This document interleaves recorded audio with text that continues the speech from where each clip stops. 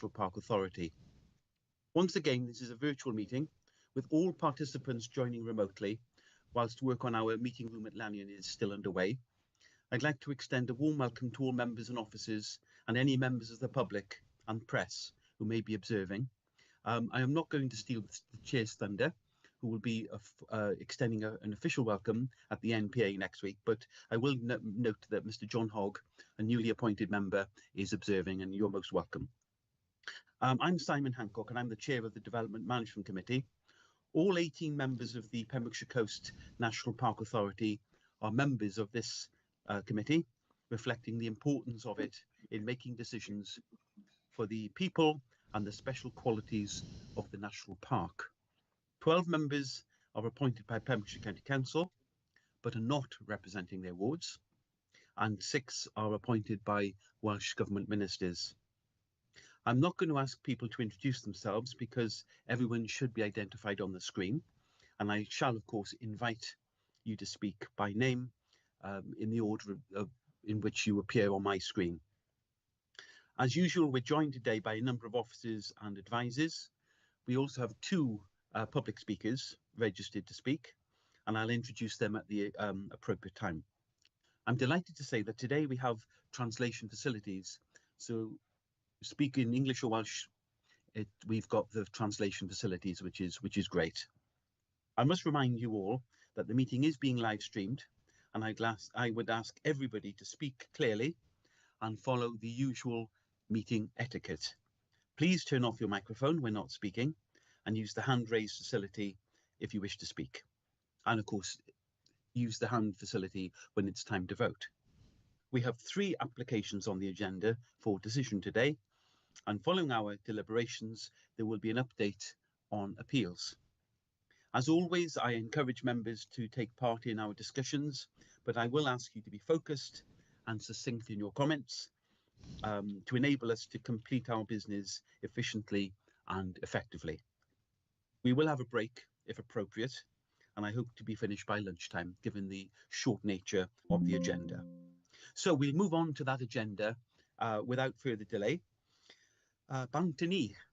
So the first item on today's agenda is to receive apologies for absence. I've been advised of the apologies tendered by Councillor Tim Evans. Caroline, are there any others? I've not received any others, Chair. Thank you.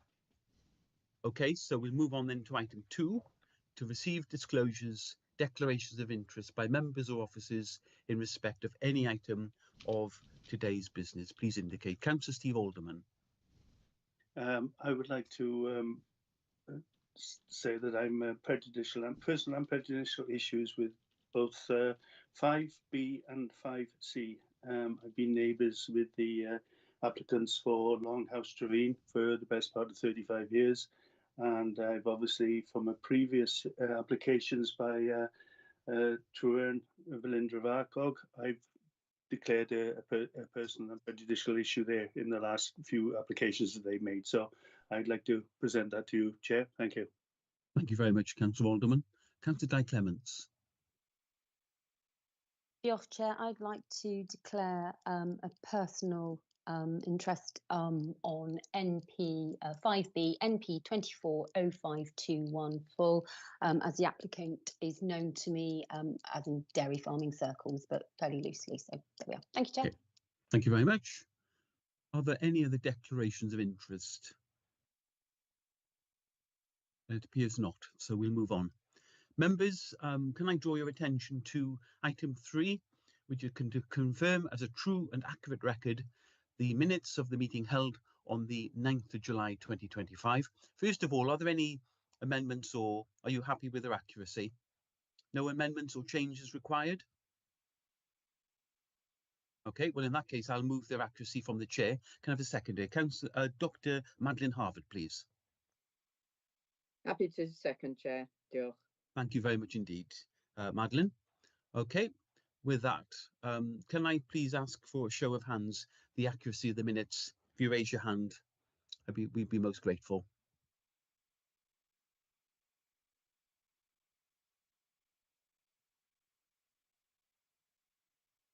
Okay, I think that's a very clear majority, is it not? Thank you very much, members. If you would lower your hands. So we're moving on to agenda item 4, to consider a standing item, given the importance of this committee, to consider the solicitor's report concerning members' duties in determining applications. I'd like to welcome Thomas Phillips, solicitor. Thomas, I think you're Morning on all. the- I think Good you're probably morning. more familiar with my colleague Charles, who regularly attends this meeting. He's currently away visiting family in New Zealand, so I've Indeed. been asked to step in. So moving on to the sort of standard report. This will briefly summarise the role of you as a committee within the planning system.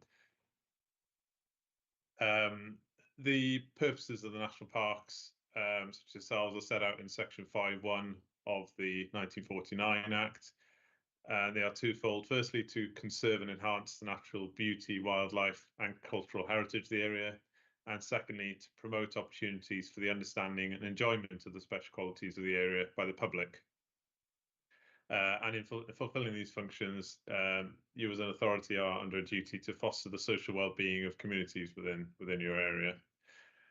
One of the key fundamental principles of your decision making is, of course, the Sandford Principle, and this was originally expressed as the idea that where there are irreconcilable conflicts between conservation and public enjoyment, then conservation areas interest should take priority, and that was then embedded into law through section 11A2 in the 1949 Act, and most recently it's sort of been, or over time it's come to be interpreted as essentially giving primacy of the first purpose, conservation purposes, over the second, that is the public enjoyment and recreation, in cases of irreconcilable conflict.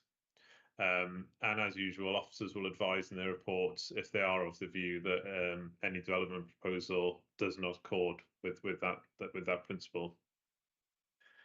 In terms of the planning system and the way the decisions should be taken, the planning system is a statutory code which regulates the rights of landowners and other interested parties in order to ensure that development and use of land reflects and is in the interests of the public. Planning decisions must be made in accordance with that statutory code. And the public interest in decision making is primarily expressed through the development plan, and that consists, for your purposes, of the National Development Framework, Future Wales, and secondly the National Authority, Pembrokeshire Coast National Park Local Development Plan 2, which was adopted in September 2020. And the law requires that planning decisions are taken in accordance with the development plan unless material considerations indicate otherwise. And there's significant case law on what can be considered to be relevant or material considerations, and which considerations are not relevant and need to be disregarded. And if you do have any doubts or concerns about that, then that's something that I'd be happy to advise on as we work through the meeting. In addition to the development plan, all public bodies have a statutory duty to carry out sustainable development under the Wellbeing of Future Generations Wales Act 2015. And that act defines sustainable development as the process of improving the economic, social, environmental and cultural well-being of Wales by taking action in accordance with the Sustainable Development Principle. And there are a series of well-being goals which decisions and actions are required to be aimed at achieving. I won't go through those there, but they're set out in the report. And essentially, it's delivering a prosperous, resilient, healthier Wales, etc. In addition to that, there are ecological considerations which all decisions taken need to be to have regard to under the Environment Wales Act 2016. The authority must seek to maintain and enhance biodiversity in the exercise of its planning functions.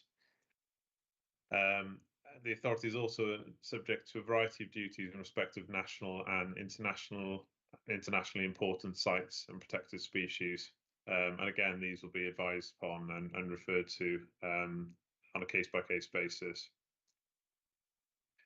The Human Rights Act 1998 incorporated into domestic law the rights set out in the European Convention of Human Rights, but it's been and there are key human rights which are relevant to your decision making.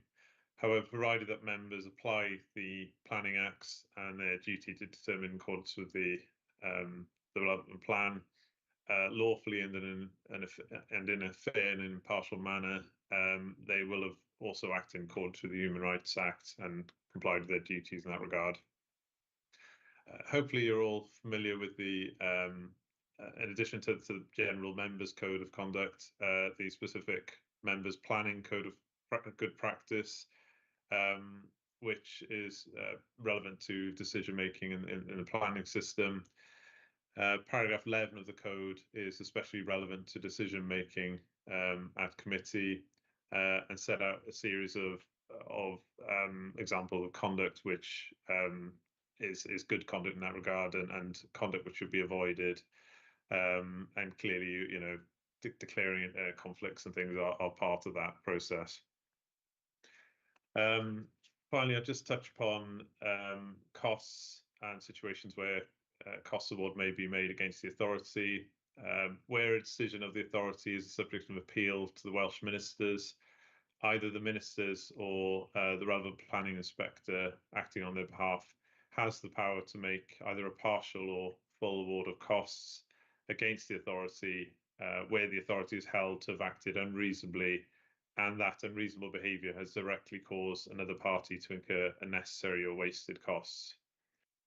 And there is Welsh Government guidance on the award of costs in the Development Management Manual, section 12, which gives examples of the types of unreasonable behaviour which may lead to cost awards.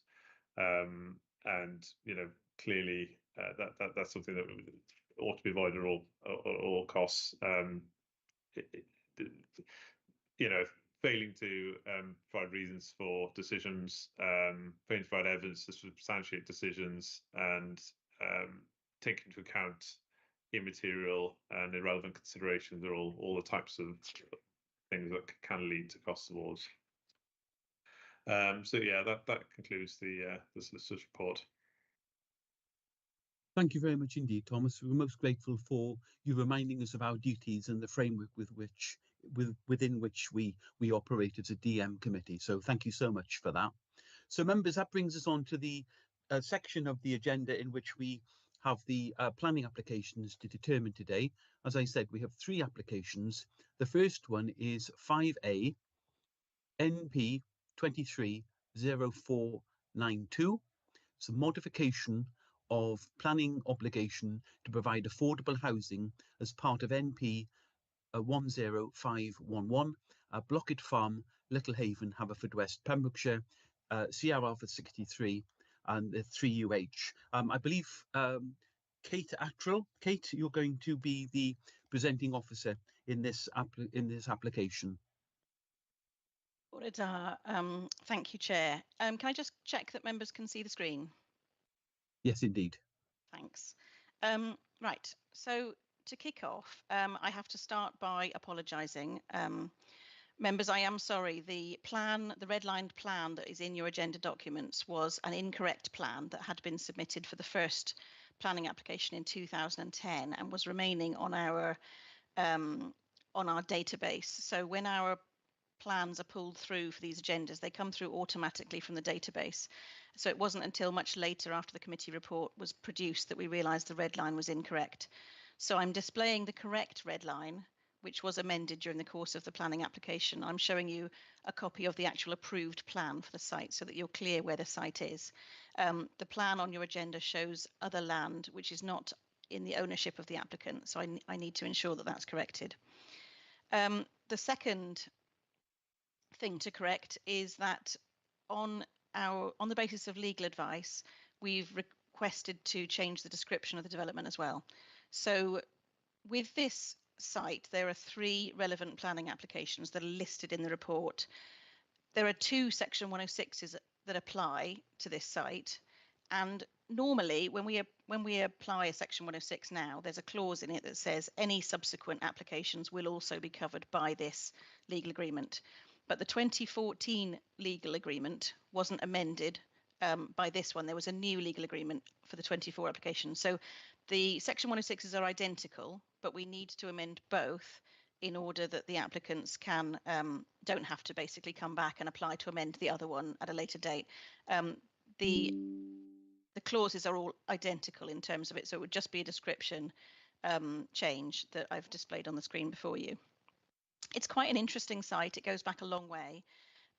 If I take you back to the aerial photograph, this is the turkey farm that used to exist on this site before the 2010 planning application, which was in part to tidy up the landscape of the national park. So if I flick back forward, you can see that it's quite vast. That's the site as it appears today. So the farm has almost entirely been removed, but for one shed, which remains in the applicant's ownership. And the development site is on this piece of land just here where my cursor is showing. So if I move on to the actual the description, the application proposes the modification of 2 Section 106 legal agreements relating to this housing site at Blockett Lane, which was for 6 dwellings. When the application was originally approved in 2010, the LDP requirement was for 50% affordable housing. But in 2020, the LDP 2 required this only to be for 20% of new dwellings. So since that date, the applicants and the local authority have had the viability of the scheme assessed twice. So first it was done by the district valuer in 2019, prior to a formal application being submitted. That application came in 2023 to vary the Section 106 agreement. And at that stage, the district valuer's assessment was out of date because they're only valid for 3 months from the date when the viability is assessed because of changing market conditions. So since then, we have very recently had the viability reassessed by an independent viability expert to consider those matters. And his assessment was that there is viability for the provision of 1 affordable housing unit on this site, which can be supported by the scheme. So the report before you today is proposing a modification to the Section 106 agreements to reduce the affordable housing contribution from 3 to 1. But we do also want to request that as part of that delegation, it includes provision for either an off-site contribution or an on-site provision. The evidence to demonstrate that the site wouldn't be suitable for affordable housing hasn't been provided as part of this application. So if all of the affordable housing providers come back and say that they are not interested in having one house on a site far removed from any of their other sites, we would then have the ability to allow for an off-site contribution, which can be fed into another housing scheme being developed. So the other clause that we didn't include in the reference on the planning report before you is that if this isn't agreed within 3 months, we would ask for delegation to be able to refuse the application, which is a standard that we put on most applications for legal agreements. So just to take you through very quickly, we're not considering the design or the principles. It is only the legal agreement, but just this is so you can just see what the houses will look like. So the terrace of 3 you can see in the middle of the screen, that was originally intended to be all affordable. And under this modification, it would see only one of those being affordable.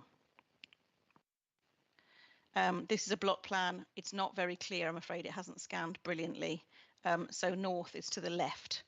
And you can see how the plots stretch between 2 existing houses at the northern end of the plot and then further down with the access coming off Blockett Lane. So to conclude, members, our request today is that you grant us delegation to be able to modify the legal agreements in accordance with the revised red line before you and the revised description. Thank you. Thank you very much indeed, Kate. Members, are there any questions for the presenting officer in respect of her presentation. Now, bringing first of all is Dr. Rosie Plummer. Thanks, Kate, as ever. An interesting site. I'm just not quite clear from, I think, paragraphs 6 and 11 of the report, whether the recommendation in principle will be for one affordable unit also with a commuted sum, or whether those are kind of equal. Sorry, I couldn't get my head around that. No, apologies, that's my fault. This site is more complicated by the fact that it actually has two Section 106s attached to it. So there is a separate Section 106, which is not being amended, which was to cover transportation improvement works, a community contribution, a waste management contribution, and an open space contribution. And the total value of that commuted sum is £19,853.36. So that still stands, and that's not being amended through this application. Right. It's only the provision for an affordable dwelling, but that might result in a second commuted sum for off-site affordable housing provision or an on-site. So it is slightly complex. So apologies, that I should have made that clearer in the report. Thanks, that's fine. I get that now. Thanks. Thank you. Are there any further questions? Councillor Alderman. Who makes the decision of which of those three houses is the affordable house? Is that left to the applicant, or are we as a committee in a position to dictate, or just as a matter of clarity? It's a very good question. It may be covered in the original. Well, the original would have seen all three being affordable. So if all three have identical footprints, it wouldn't matter. It would be at the point where an affordable housing provider agreed to take one on. So it could be any of the three, but we haven't got that detail before us today, I'm afraid. Thank you for your question. Councillor Di Clement. Oh, sorry, did you want to come back, Steve? I'm just saying thank you, Kate, for that clarification. Thank you. Councillor Di Clements.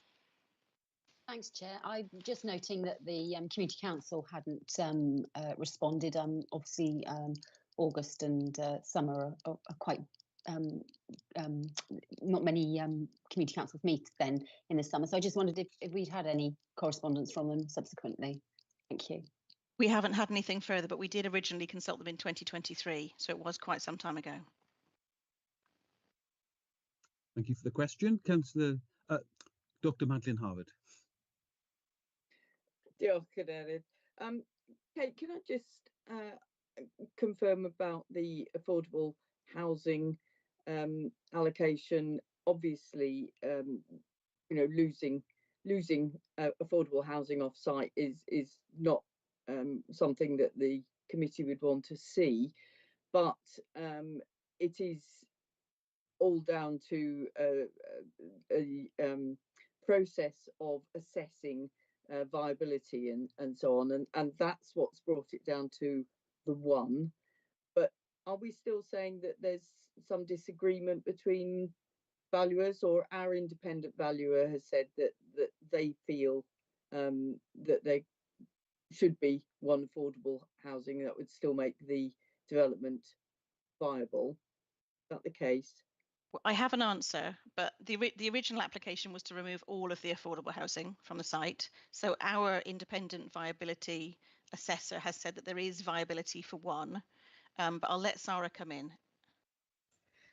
Yeah, just to add that we shared the independent appraisal with the applicant and their agent, and said that on that basis officers could support a variation to one but wouldn't be able to support a variation to nothing, and asked if they would like us to proceed on that basis, and they have agreed on that basis that yes, we should proceed. So whilst their original desire was to remove all affordable housing, they understand the process and are supportive of this current recommendation. Thank you for that. And just remind me, if you would, it's then up to the developer to go to the affordable housing providers to see if they'd be prepared to take this on. And then we're saying that if that comes back with no providers are prepared to take it on, then indeed we'll look for a commuted sum. Is that the case? That's correct. If this application was to come in now with only one unit, we as a local authority would go and make those inquiries. But so that process has changed slightly since this application originally came in.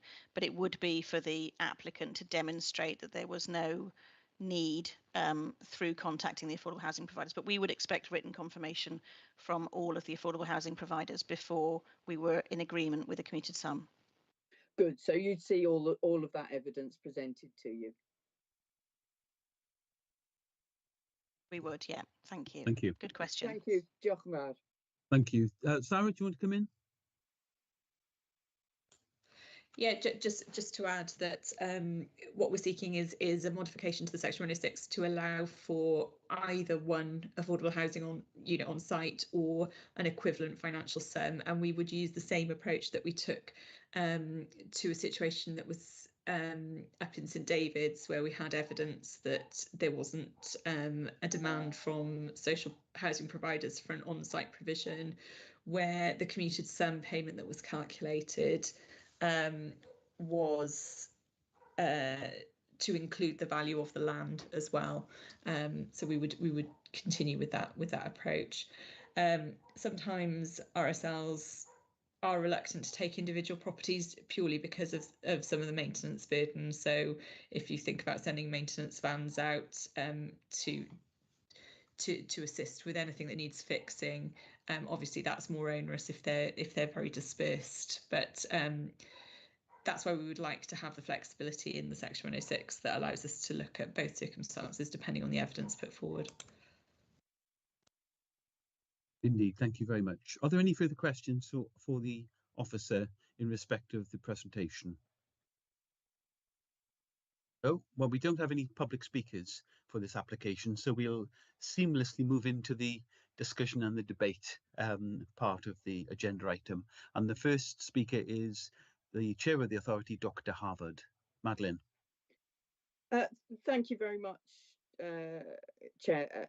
I'm obviously disappointed at the loss of affordable housing here, but I've taken on board both the comments from both of our officers.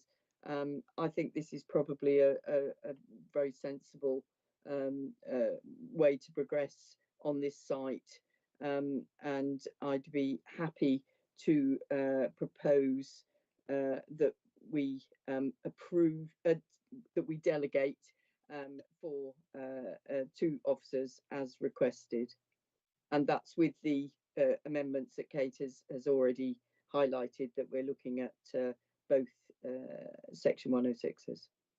Thank you very much indeed. Yes, it's the recommendation which appears on page 32 of your agenda packs, delegated approval to officers, along with the amendments, the changes that Kate mentioned. Right, there's a lot of speakers want to have indicated. So first of all, can I just please have a seconder? It's been moved. Can I just have a second? Councillor Clements. You're next anyway. Di? I was only going to second it or propose it, but Madeline's beat me to it, so okay. So thank you. It's been moved and seconded, so we'll just park that for a moment if there's any further comments or questions. Okay, Councillor Mike James.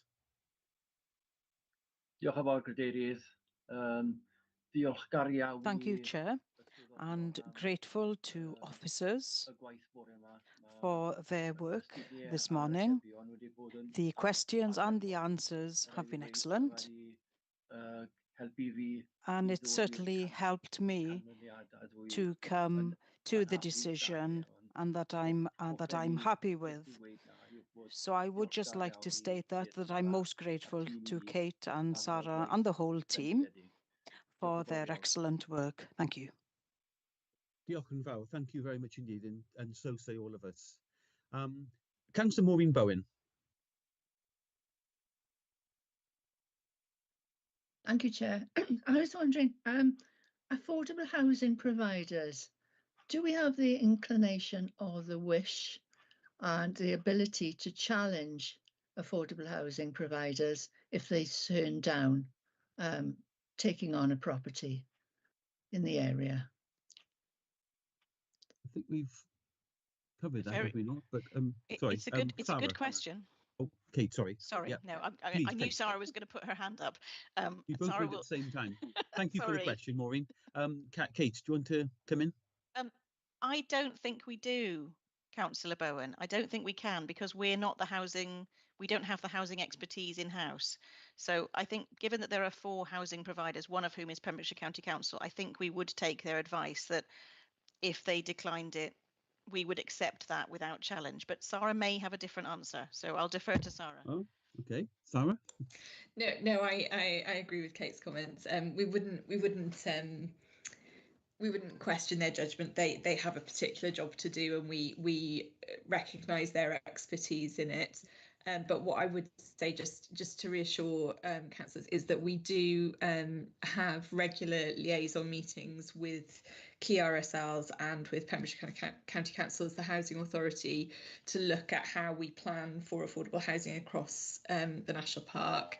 And we also have an approach set out in our supplementary planning guidance, which means that if we can't have something on site, we've prioritised spending that money in that community still for the first 3 years. So we try to make sure that that affordable housing money, in this case, we would be looking at the Havens community area and trying to prioritise getting it spent there if it wasn't delivered on site. And it's only after 3 years that we broaden out the search then to make sure that the money is spent and look slightly more widely for the next 2 years. So just in terms of that process. Thank you for the reply, and thank you for your question, Maureen. Are there any further questions or comments? Don't think there are, so in that case, I'm going to move to a vote. The recommendations appear on page 32, as I said before, delegated approval to officers. So if you're in favour of the recommendation, will you please raise your hand in the time-honoured way?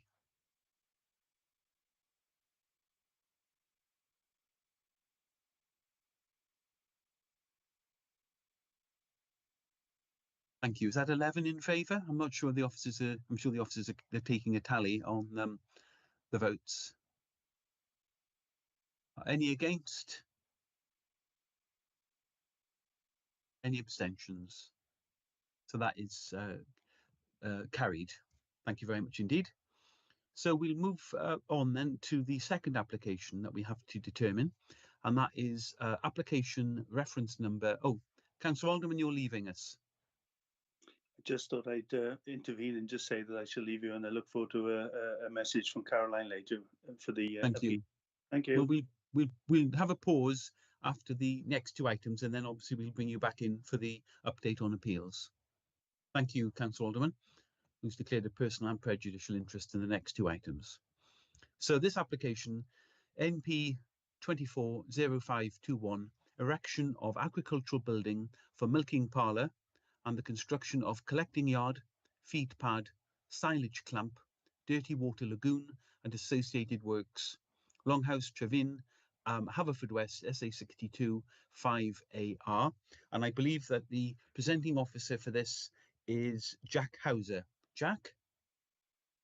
Borodor, thank you, Chair. Borodor, thank you. So this application is being presented today to Development Management Committee in accordance with the scheme of delegation, as the Director with responsibility for planning considers that it raises matters of public and or member interest. The application site forms part of Longhouse Farm, located just under half a kilometre northeast of Trevin, within the Pembrokeshire Coast National Park.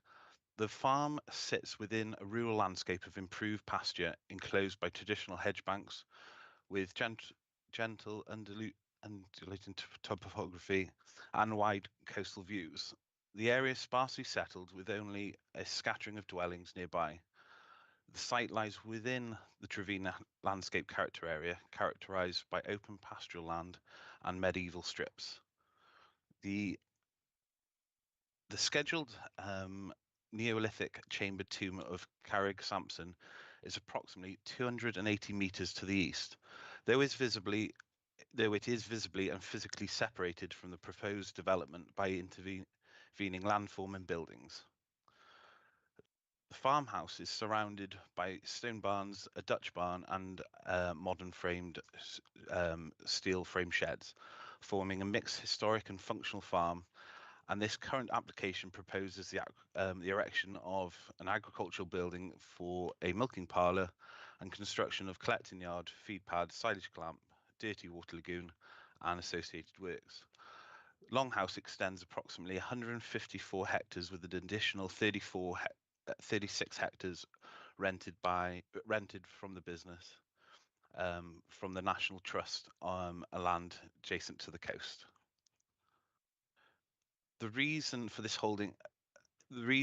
is the holding has recently transitioned into a modern is in the process of transitioning into a modern spring carving dairy enterprise with around 450 cattle, managed on a low intensity grazing system with animals largely kept outdoors.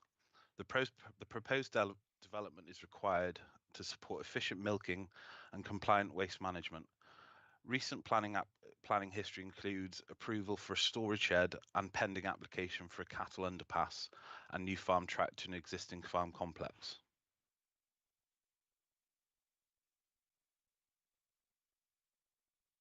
Concerns have been raised that the proposal represents a significant intensification of activity, changing the farm from sheep and arable production to dairy, and the potential future herd expansion could be considered. However, under the Section 55 of the Town and Country Planning Act 1990, the change of use of land or buildings for agriculture does not constitute development, and therefore planning permission is not required to move from beef, sheep, or arable production to dairy. The application relates solely to the operational development, the milking parlour, slurry lagoon, feed pad, collecting yard, and silage clamp. Cattle are already present, and the herd will be grazed outdoors all year round. In the spring, summer, and autumn on grass, and in the winter on forage crops. The low input, low output system designed to make the best use of the land and produce quality milk, reducing reliance on intensive indoor housing, with the proposed infrastructure being required for efficient and environmentally compliant management. The principle of the agricultural building is well established in the planning policy where it's reasonably necessary, and any further expansion would be assessed under separate applications. So this is the application site in front of you. We've just highlighted it in red, and then you can see we've coloured dots there just from where the photos have been taken, looking out onto the section where the application will be. The development site is sited immediately adjacent to the existing farm complex, consolidating the built form and avoiding encroachment into open fields. The milking parlour measures 32 by 16.8 metres with a 6.3 metre ridge height, accommodating the parlour and relevant ancillary facilities. Construction is steel portal frame with profile cladding in muted colours and concrete lower panels. Associated infrastructure including collecting yard, feed pad, and the silage clamp with effluent drainage, and the slurry lagoon will be lined, separating clean and contaminated water. NRW have no objection welcoming the clarified draining arrangements, which the consultation we received back in the 30th of May.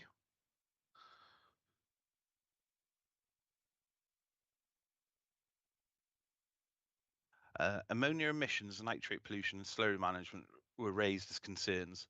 A scale ammonia assessment predicted levels well below the critical thresholds for designated sites, with NRW raising no objection. The lagoon design meets COARP standards, and compliance with spreading restrictions and operational controls will be enforced separately by NRW. Biodiversity concerns include the absence of protected species surveys and limited habitat enhancement. NRW and the authorities ecologists confirmed no further surveys were necessary. Proposed hedge bank planting and wildflower margin are modest but positive contributions. and the wider landscape management is outside the planning control for this application. An archaeological evaluation of 6 trial trenches confirmed no significant remains, with Cadw raising no objections regarding Craig Sampson. The proposed development represents appropriate and proportionate expansion of the existing dairy enterprise at Longhouse Farm. The site forms part of a traditional yet evolving farmstead with historic and modern buildings coexisting. The development is designed to improve animal welfare, ensuring compliance with environmental standards. The herd will be managed, as we said, as a low-intensity grazing system, and they will be kept outside the majority of the year, reducing pressure on buildings and limited environmental effects. The sitting of the new facilities alongside the existing farm structures further minimise landscape and visual impact within the national park. Overall, the proposal is well sited, sensibly designed and compliant with both local and national planning policies.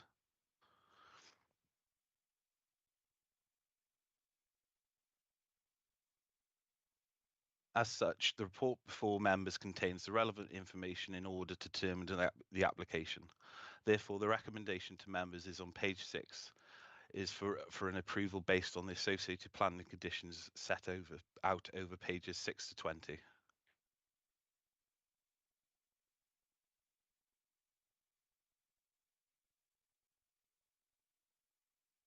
So I'm happy to take members through any pages or slides slideshow if required. Thank you, Chair. Thank you, Jack, for your presentation, which is quite substantial. Members, are there any questions to the officer? We do have 2 public speakers. Can I just check with Caroline? Caroline, I've got the list. We have 2 objector and applicant. Do they go in that order? Is that correct? Yes, Chair, that's correct. Much obliged. Thank you very much indeed. Okay, first speaker is Councillor Mike James. This is questions to the officer. Of course, we're not in the debate section yet. Councillor James. Diolch yn fawr iawn, Cadeirydd. Thank you, Chair. The question I have is regarding the SUDs. So I would just like to have a little bit of a clarification in terms of where the local authority and the national park with regards to SUDs, please, if you'd be so kind. Thank you. Thank you, Mike. Jack? Sorry. So regarding the surface water drainage and SUDs, because of the scale of development, SAB approval will be required, which they will have to make a separate application. And also we have added a condition just to clarify that these arrangements be made before further development. Is that clear? Sorry, Councillor James. Yes, that's fine. Thank you for that answer. Thank you. Next speaker is Dr. Dr. Rosie Plummer. Questions. Thank you. It's just a question. It might be a question really for Kate and Sarah, perhaps. Yeah, they know me so well when it comes to lighting conditions. On that condition, I just wonder if one can either word it to add the external lighting should be agreed through the written submission, but will not then be added to. I understand you can't say in perpetuity because you might want to reduce the lighting, or we always hope they might. So that's a specific question. And other than that, I know that I'm disappointed we haven't yet adopted the dark skies as SPG, but that is in process. I wonder if it can at least be added to the informatives. So I don't know quite who wants to pick up those. Thanks, Jack, and thanks for having a big cursor.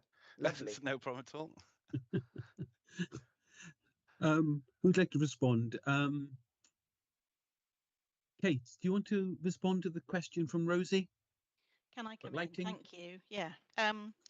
Could we amend the wording of the condition to say any additional lighting thereafter. Would that work for Rosie? I think that would be the simplest way of amending it to thumbs up. Thumbs up. So that's great. And, Kate. I just want to keep on capturing that so it doesn't sort of subtly just. we do try and include that intention. It doesn't always come across in the conditions, I think, and we do need to settle on the perfect condition. We just haven't found it quite yet, but maybe we've got it now. Thank you. Thank you. So that amendment to the condition is being made. And can we add dark skies at least to the informatives?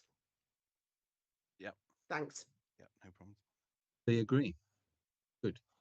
Any further questions to the presenting officer before we come to the public speakers? No, it appears not. Okay. Well, we have two speakers in respect to this application. The first is the objector, and I do apologise if I am making a good attempt to pronounce your name correctly. Is it Paul Niewicki?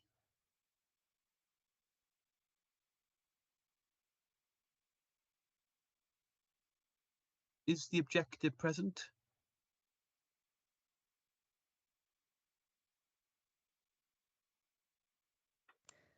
I don't believe he's on the call, Chair. If you can give us a moment, we will just ask our planning admin leader to try and phone him. Yeah, this was confirmed as of yesterday, so we were expecting him, but obviously we'll wait until you can ascertain whether he's going to join us or not. Yes, Jay, he did attend the trial, the test, the speaker's test that I held yesterday afternoon. He was attending that, so. Caroline, do you have his contact details in order that I could go and call him? No, okay. It's either Sharon or Sue or Paula. Right, I'll leave the meeting briefly and just go and see if I can get that arranged. We might have to do the discussion in the alternative format otherwise, but I'll be right back. Okay. In the absence of the objector, could we have the applicant first and then the objector, or is it better just to pause?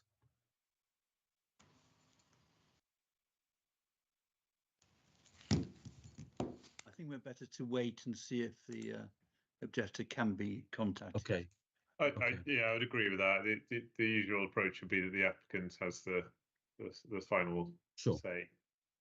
Well, should we pause the meeting for a few minutes until we ascertain the whereabouts of the objector?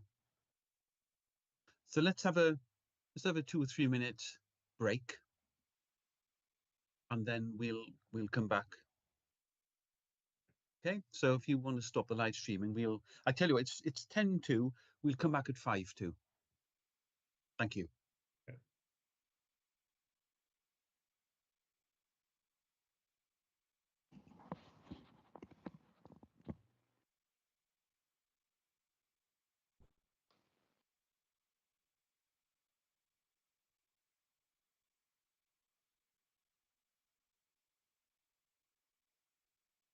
Caroline, we have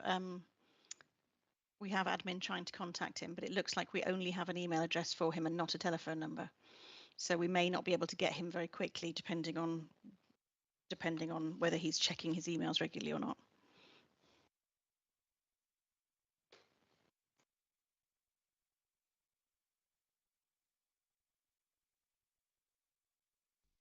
Did you catch that we're having a 5-minute break in the interim? I did not catch. Thank you, Caroline.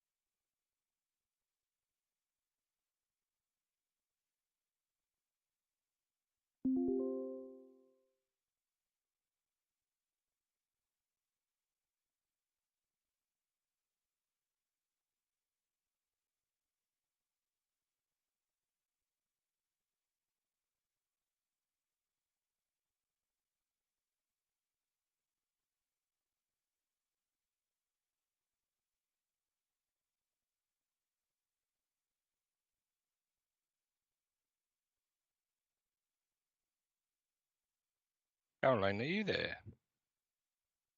Yes, Andrew, we are still streaming, okay? The speaker is trying to get in, but he needs to be let into the meeting. Can you see any application to come into the meeting from anyone? No. No. I've got nobody in my waiting room. I've only Councillor Tinley. If we send you an email address, can you invite? Yes. We'll get you an email address on Teams now. Okay. Okay, I'll get Sharon to send it now. Thank you.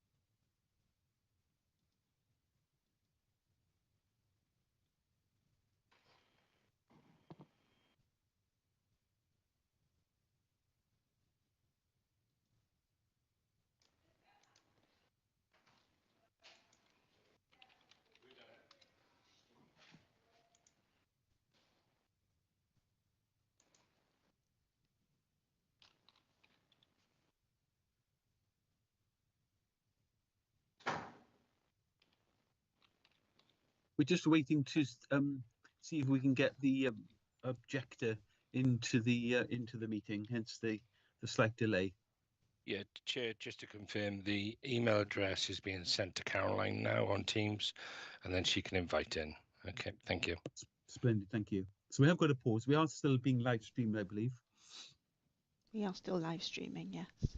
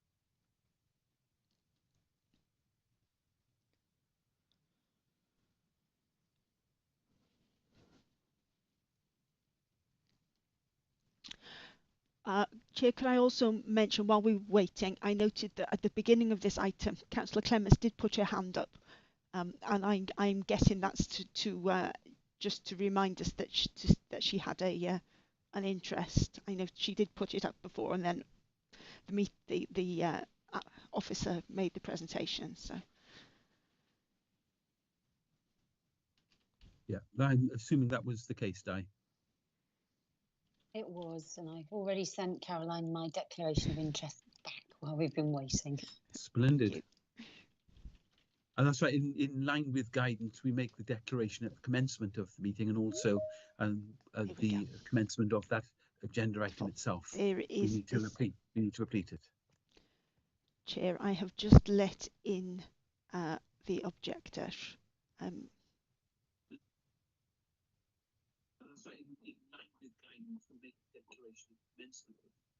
Ah, yes, I see him. Is everybody back in the meeting in terms of members of the DM committee? We all here?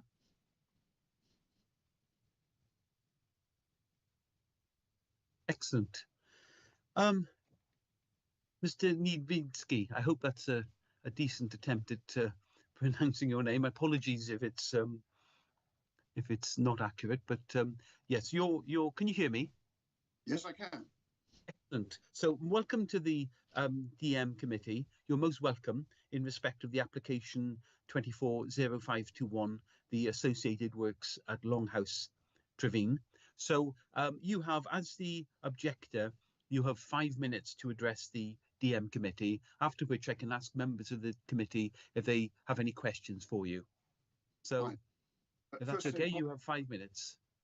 Firstly, apologies for the delay. The technology worked fine yesterday, but for some reason it didn't work today. But anyway, we are back on track. Before I begin, can I just ask one question? And that is, who has authorised the building to commence? Because it's already half built. I think one of the officers can possibly. I can jump in. Yeah, Kate. Councillor Hancock.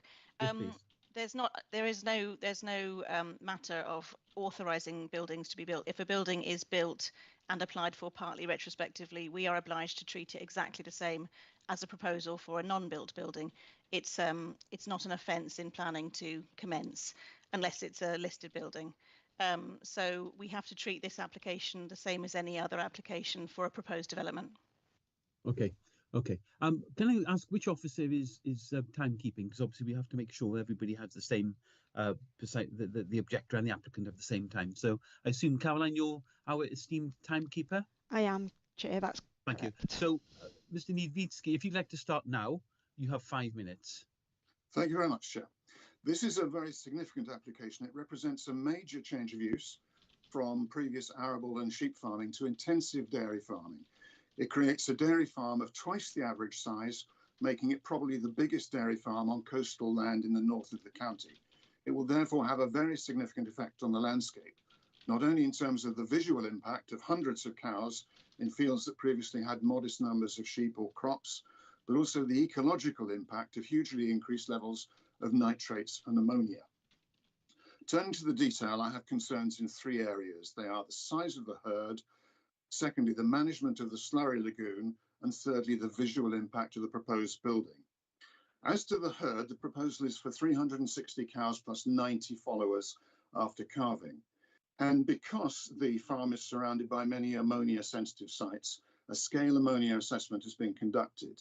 And quoting from its summary, it says the changes in practice at Longhouse Farm will increase the process contributions for ammonia upon the ammonia-sensitive sites. Now, I'm no expert in scale assessments, but I've looked at the different site assessments, and I see that a number of them include what appear to be exceedance figures. The summary says the most significant impact of ammonia is upon the closest ammonia-sensitive site, which is the West Wales Marine Special Area of Conservation. In other words, the sea a couple of 100 metres away. It also says the scale model has been run in conservative mode, assessing the impact within 360 degrees, and doesn't take account of the southwesterly prevailing winds. Now, these inevitably will blow the ammonia straight into Abercastle Bay, which is very close. And so the effect will be particularly strong on the adjacent marine conservation area. The scale assessment also notes that a total of 2,733 kilograms of ammonia will be produced per year. That's nearly 3 tons worth, and we know that a good deal of that is going to end up in Abercastle Bay, where the prevailing winds will take it. So as to the size of the herd, which provides those ammonia calculations, you have elsewhere decided in similar ammonia sensitive sites to place a specific limit on the size of the herd, and that's going to be one of my recommendations. A limit on the size of the herd might also be relevant because of its impact on the visual landscape and upon the impact of walkers on the use of the paths across the farm. I can see the path which connects the coast path with Abercastle Road, and I can tell you that since the changeover, hundreds of cows in that field have reduced the daily number of walkers, which were many previously, to 0 this year, perhaps dissuaded by hundreds of cows in the field and the fact that there is an electric fence all the way around the field. As to the Slurry Lagoon, it is extremely large. It's 3 times the size of an Olympic swimming pool, 5.5 metres deep, and government UK advice says that to limit emissions from slurry lagoons, they should be covered. I see nothing in the plans that suggests that the slurry lagoon will be covered, and that's another of my recommendations to you. Turning to the milking parlour in the buildings, the application letter states, when viewing the site from the public viewpoint, from a close and medium range, it is evident the development will not be visible or prominent, and that additional screening will be provided by a new hedge and embankment. This is clearly incorrect and misleading. While it's true that the building won't be visible, excuse me, from the coast path, it is very visible and very prominent from the south and east, especially from the eastern side of the Abercastle Valley, where it can clearly be seen from over a mile away, sitting prominently to the side of the existing farm buildings and not within the existing footprint of the farm complex. The new hedge and embankment won't mitigate its visibility from these angles because they're on the other side. And in any event, no hedge could possibly hide a building that's 6.3 metres high.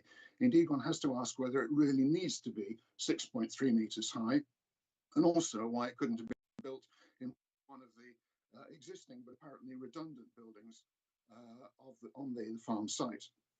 In terms of visibility, there's also a problem with the 18 translucent roof panels shown on the elevation plans. When lights are on inside the building, it will be very visible from the Garnflower Dark Sky Discovery site, only 5 miles away with no higher land in between. So my suggestions very quickly in the last few seconds. Okay. Yeah. Firstly, a specified limit on the herd size. Secondly, slurry lagoons should be covered. Thirdly, the committee should make a site visit to assess the visual impact. And fourthly, if the building is permitted, it should not be constructed using 18 translucent roof. Okay. Thank you very much indeed. And can I? I'm not going to compete with that. We lose the clock. Thank you very much indeed for adhering so assiduously to time. So I'm most grateful for that. I don't know if I'm going to ask members if they've got any questions for Mr. Niedritsky in a moment, but I'm going to ask if there's any response from officers to some of the technical issues that the objector has raised. Sarah, head of planning. Oh. Sorry. I'd like to refer to Thomas, if that's all right, in terms of what constitutes development, because I think that would be helpful for members. Okay, thank you. Sure. Thomas, our solicitor? Yes, of course. So section 55 of the Town and Country Planning Act defines the term development, and subsection 2 of that contains a number of exceptions for things which are not to be considered to be development. And that subsection E of that, so that's subsection 2E, specifically relates to the use of any land for the purposes of agriculture or forestry, and the use for any of those purposes of any building occupied together with that land. And what this essentially means is that because any agricultural use of land is not treated as development within the planning legal framework, essentially moving from one type of agriculture to another, and does not constitute a change of use in planning law terms, or a material change of use in planning law terms. Hopefully that slightly technical point, but hopefully that helps to explain the position on that. Yes, indeed. Please do let me know if you want me to clarify that. Okay. Are there any other officer responses to the objectives, what he's mentioned? Sarah? Yeah, I would just draw members' attention to the consultation responses from Natural Resources Wales and also from the National Park ecologist, who have not objected to the proposed development.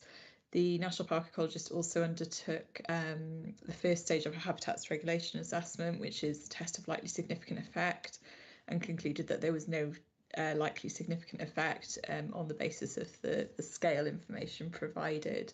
So on that basis, we have not suggested a limit to herd numbers. That approach has been taken in previous applications where the test of likely significant effect has identified that there is a potential impact, and at an appropriate assessment stage we have then looked at conditions to limit numbers.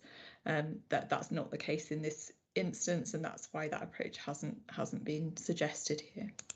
Okay, thank you very much indeed for that, Sarah. Right, I'm going to open it for questions to the objector from members of the committee, and the first person who's indicated is Councillor Di Clements. Di. Thanks, Chair. I also wouldn't mind just perhaps clarifying a couple of things that the objector mentioned. I think he mentioned about UK government insist on covered slurry pits, but I don't believe it's a Welsh Government insistence at the moment. It may be at some time in the future, but we don't have to do that at the moment.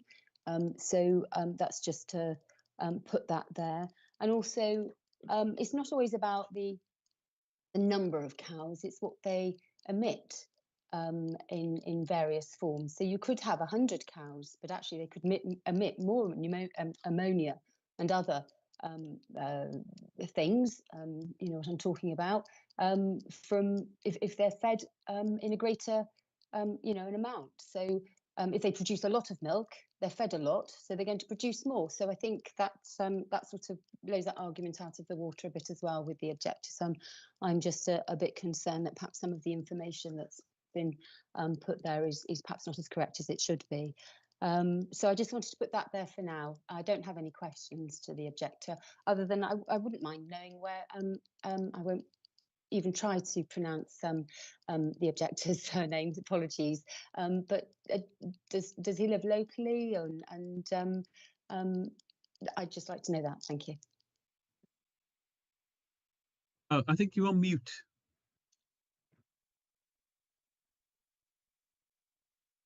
Yes, so I live locally. I can see the buildings from my back garden. Thank you. Are there any further questions to the objector, please? I don't see any hands raised.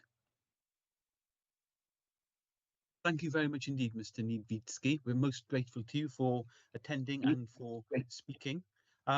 We do have the applicant as well, so I'd like to welcome Mr. Christopher James. I can see he's present. So, Mr. James, you have 5 minutes to address the DM committee. Likewise, you have 5 minutes, and at about 30 seconds to go, the clock will appear, and then you'll have to wrap up your submission. So, welcome, Mr. James, and please, the floor is yours in addressing the committee. Thank you, Chair. I relish the opportunity to back our application today. I have my son George next to me, who's very much involved in the business, and you know, he's been involved in the purchase of Longhouse Farm. I feel the report that's been tabled for the committee today, Mr. Howes has been very accurate with that. It's done a lot of work, and a lot of the objectors' points are actually brought up in that report. Certainly, the scale of the report has been approved by National Resources Wales, as far as we're concerned. So I don't want to go into too much detail, but the one point I would make is that even though we haven't been a Longhouse that long, we have farmed within the National Park at Stackpool for many, many years. We have run this particular system that we specialise in for 20 years at Stackpole. In so doing, we've rented land off the National Trust, and we have helped on the National Trust land to create a more biodiverse environment. And when we purchased the farm in Longhouse, we were again offered the National Trust land on the coast, and we've been working with the National Trust to increase the biodiversity. And anyone who's been there will see there's been tree planting. We've increased the widths of the hedgerows. So again, the objector mentioned that he's worried about biodiversity, but there's nothing biodiverse about an intensive arable farm.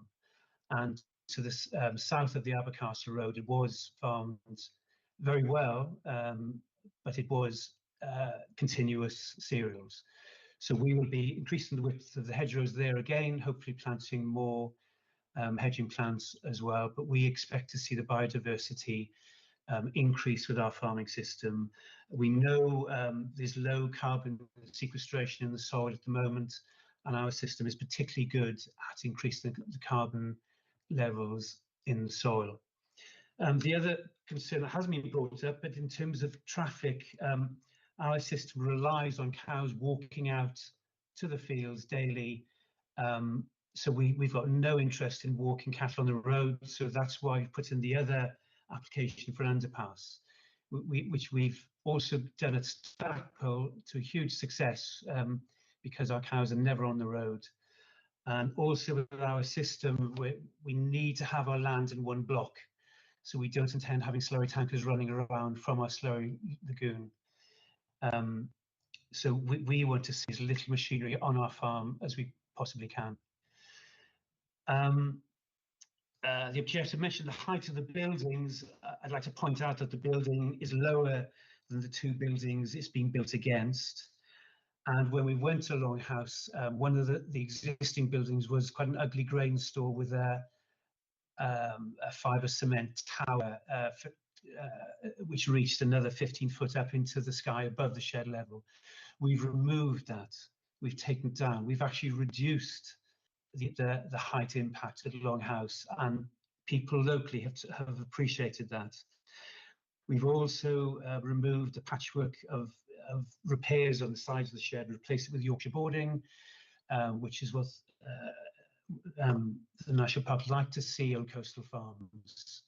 And finally, in terms of the size of the farm, I'm afraid economics dictates that to a point.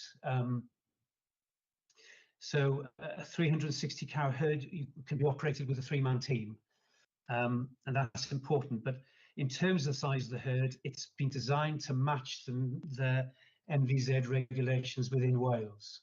So we fall within those regulations, and we cannot expand the herd above that size, and we won't expand it above that size, because geographically there is no more land available to acquire either side of Longhouse because of the geography.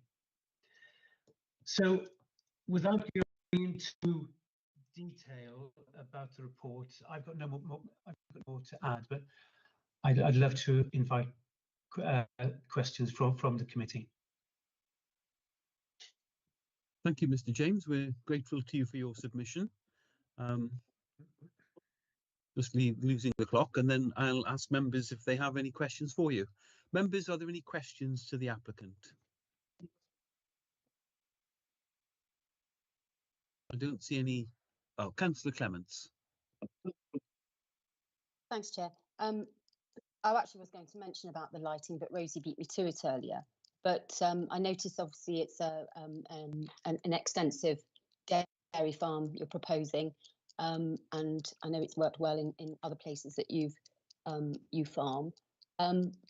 But you're actually not going to have the lights on very often, are you, anyway? Because you're going to be outside most of the time. So I presume it's probably only sort of milking times, and possibly through a very small part of the winter if the weather is inclement and you have to bring them in, if you're planning on wintering them out on forage crops. So would that be correct? Is he frozen? Mr. James, can you hear us? I fear he might be. Yeah. I think so. What I suppose I'm saying is, I'm presuming from what I understand, there'll be limited impact on lighting anyway. Perhaps Jack can help me on that one. You're nodding, Jack. Sorry, yes. Yeah, we as usually when people think of intensive dairy now, it's all the cattle kept inside, and there's a lot of light during the night, so the lights are on constantly. So, like you mentioned, I think the lights are probably only going to be on during the milking parlour, because there aren't any sheds proposed for housing as such. I presume they are going to use some of them periodically embedded on straw, and that's why as well the slurry, the nutrient store isn't going to be used as much as an intensive indoor herd.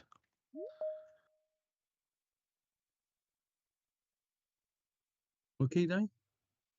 Thank you. Have we got the applicant back into the meeting? I think he's arriving now.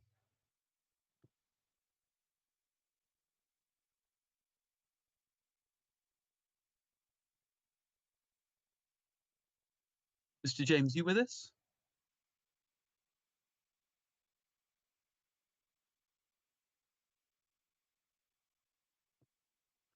Have we got the applicant back?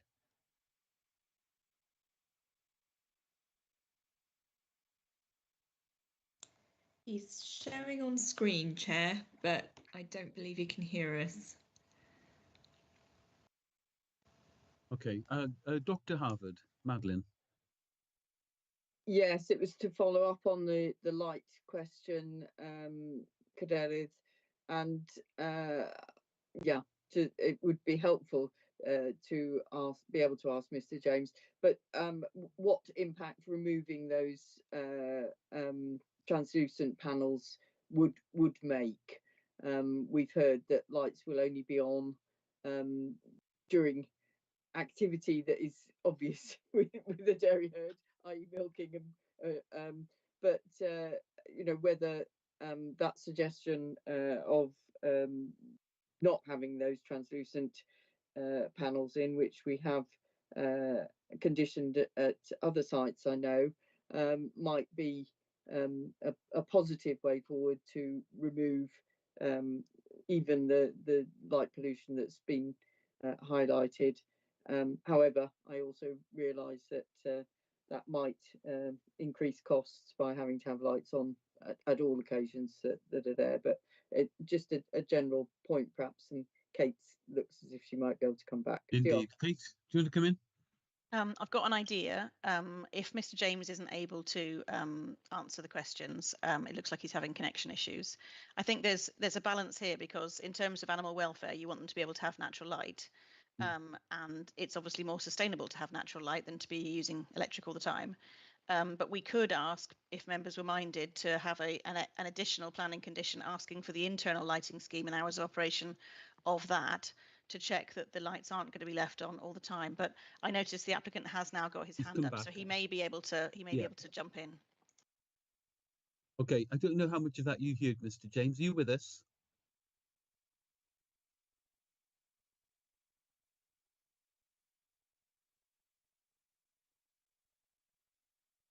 Very difficult when the technology doesn't work.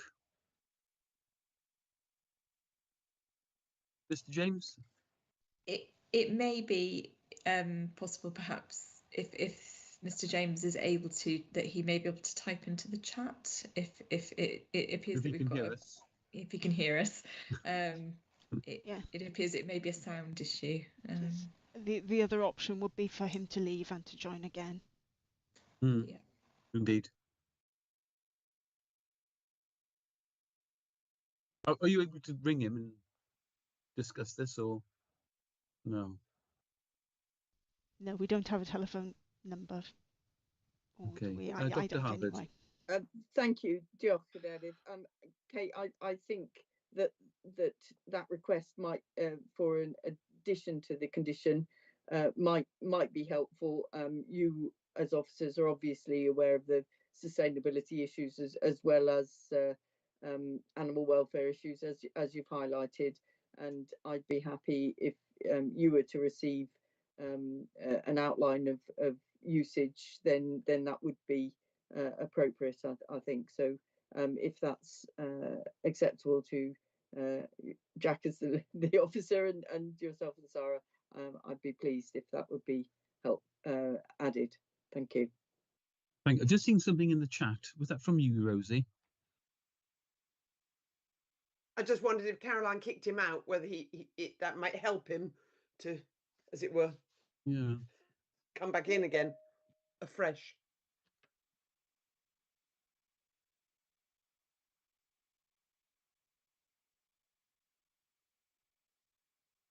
It's so frustrating for applicants. It is. Does anyone know any good jokes? Hi, I'm sorry, but am I back now? Oh, we can hear you now, Mr. James. I don't know if you'd There you like are. to ask the who raised the issue of the lighting. Was that was Di? I don't know. Did you hear any of the last contributions, Mr. James? I haven't, but I should have mentioned lighting in my presentation.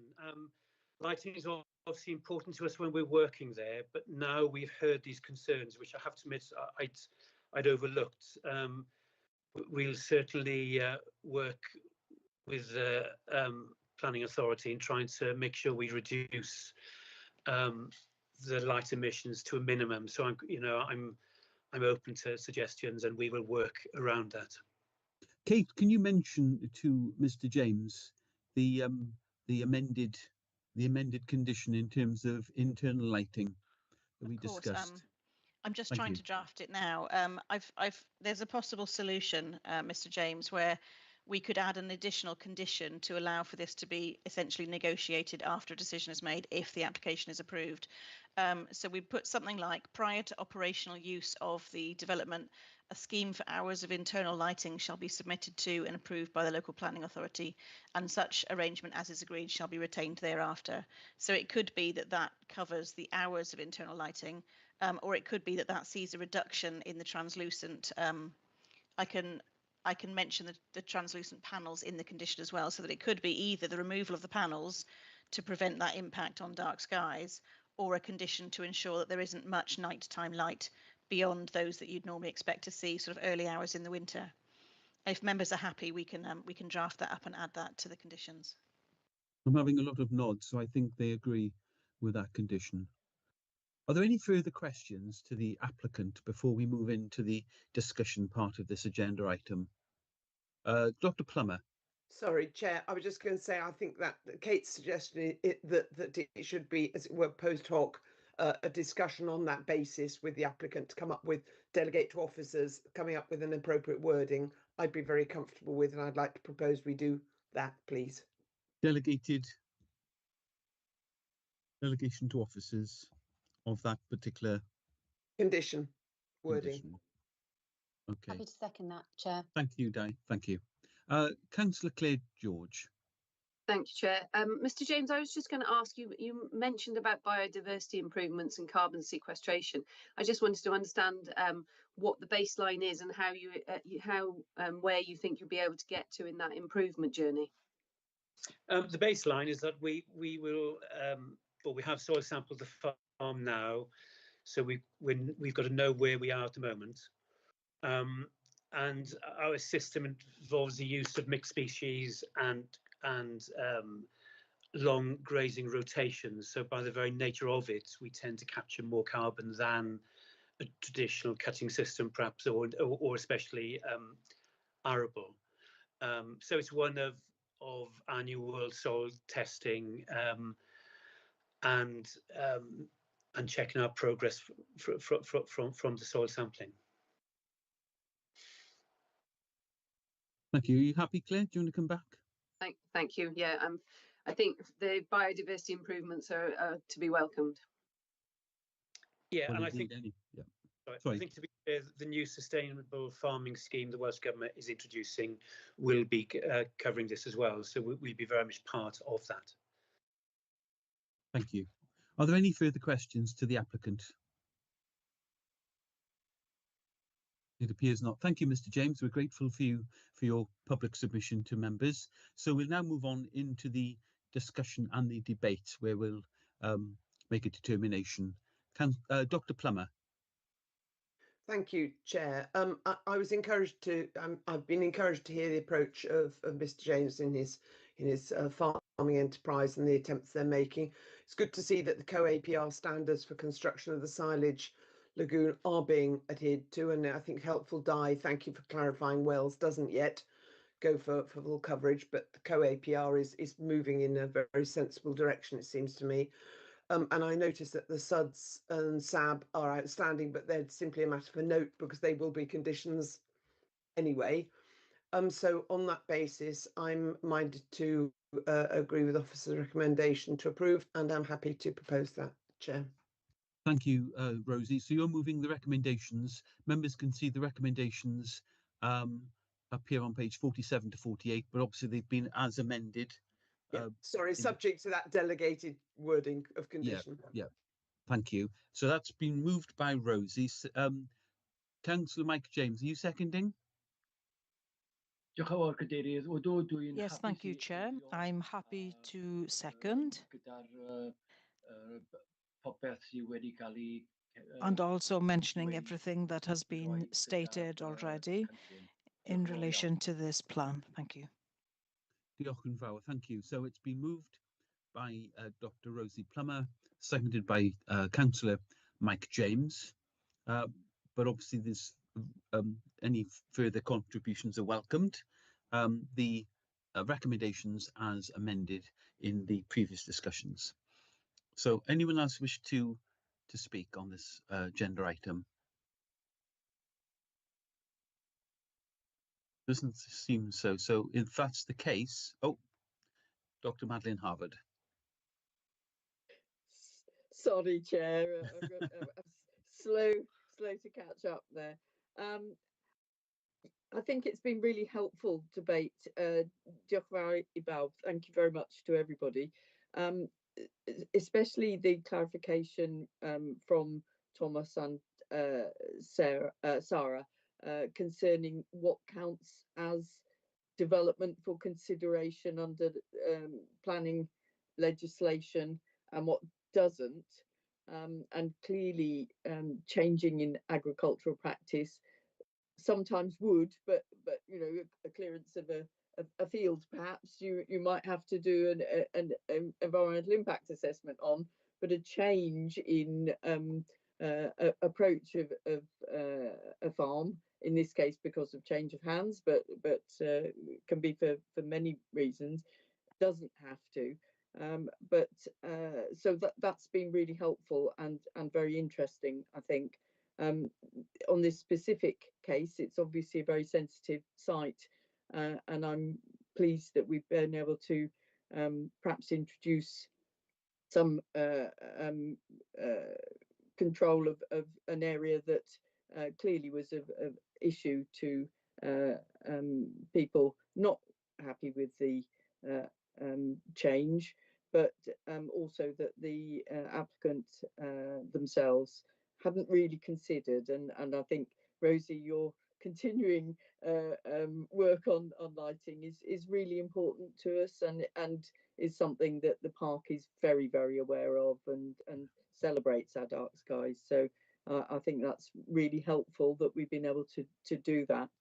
So it is a quite a big application, hence coming to us, but I think we seem to be getting to a very good place where we've got benefits to the environment, changes that will improve the scheme as well. So I just to support the proposal and application, I shall be supporting it, but also to thank members and officers and indeed both speakers for their input, which has been really helpful. Yes, indeed. Totally concur with all those comments, Dr. Harvard, but also I think there's been some great benefit from all the good questions that were asked arising from those two submissions. So that was great. Okay, I'm going to put this to a vote, members. It's been moved by Dr. Plummer, seconded by Councillor Mike James. Approval as amended, the conditions as amended. Councillor James. Oh, you were keen as mustard there. Okay, those in favour, will you please raise your hand? Thank you.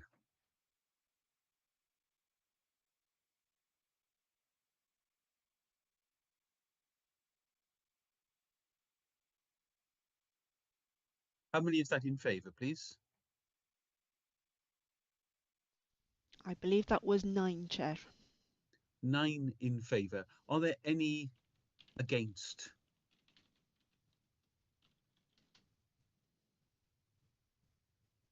How many against? So I can announce it. 2 there I can see against, Chair. 2 against, 9 in favour, 2 against, and are there any abstentions?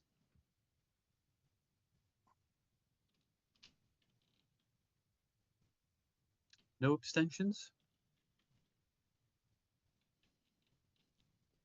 Thank you. Well, that is carried, so that's approved. That application is approved. Thank you very much indeed.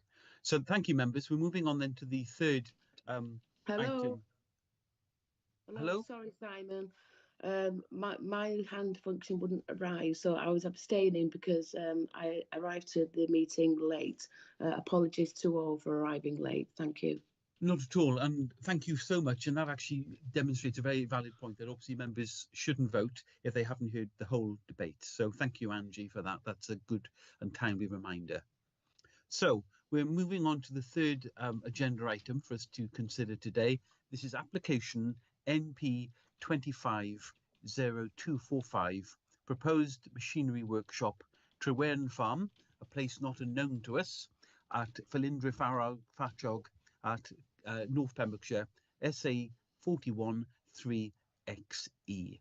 And I believe that the presenting officer of this application again is Jack. Diolch, Chair. Thank you very much. Thank you very much. This application has been presented to the Development Management Committee in accordance with the scheme of delegation, as the Director with responsibility for planning considers that it raises matters of public and or member interest.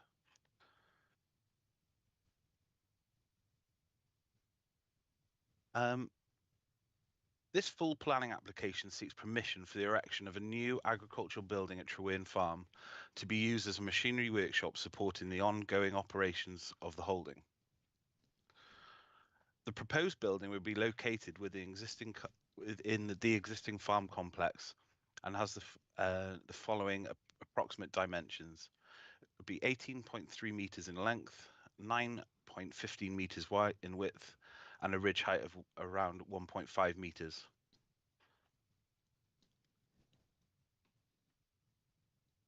Trewern Farm is an agricultural holding situated in an open countryside approximately 1.2 kilometres southwest of Felindre Fachog, within the Pembrokeshire Coast National Park. The farmstead comprises of a mixture of traditional stone outbuildings and modern agricultural sheds, forming a compact cluster set within gentle undulating pastureland. The surrounding landscape is characterised by open fields, mature hedgerows and scattered areas of woodland, with the access to the farm via a single track lane connecting to the A478. The proposed building is directly linked to the operational needs of the farm, providing secure storage for machinery and ongoing site workshop, improving efficiency and reducing the need to move machinery off-site. No increase in livestock is proposed, and the building will not be used for housing animals, processing or any external commercial activity. During the application, officers expressed concerns regarding the scale and the siting of the building and its potential visual impact on the landscape. Following these discussions, the applicant repositioned the building to sit lower in the landscape, below the height of the existing farm buildings and the farmhouse, with revised plans received on the 29th of July 2025. The amended siting is considered acceptable, remaining within the development envelope of the farmyard, consolidating built development rather than extending into open countryside, and representing the character and the openness of the surrounding area.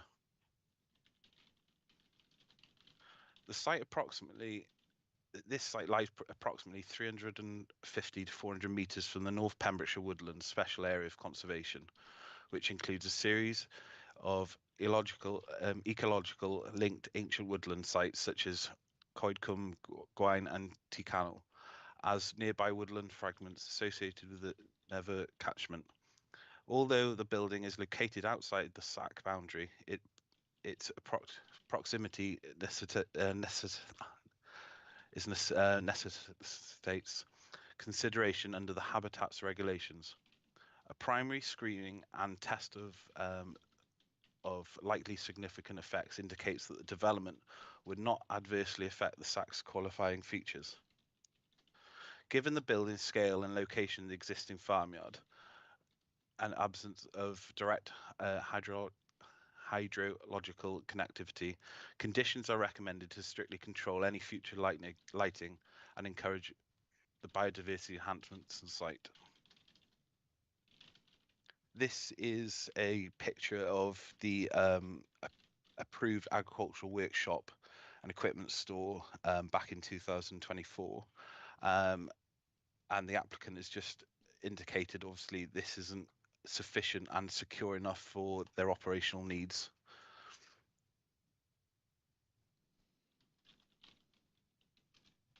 The proposed building is considered necessary for the efficient operation of Trewyn Farm and is approximately sited and designed in relation to the landscape and existing development. It supports rural economy and respects the visual and ecological sensitivity of the national park and complies with the relevant local and national policies. No objections have been raised and all technical consultees are satisfied with the proposal subject to conditions.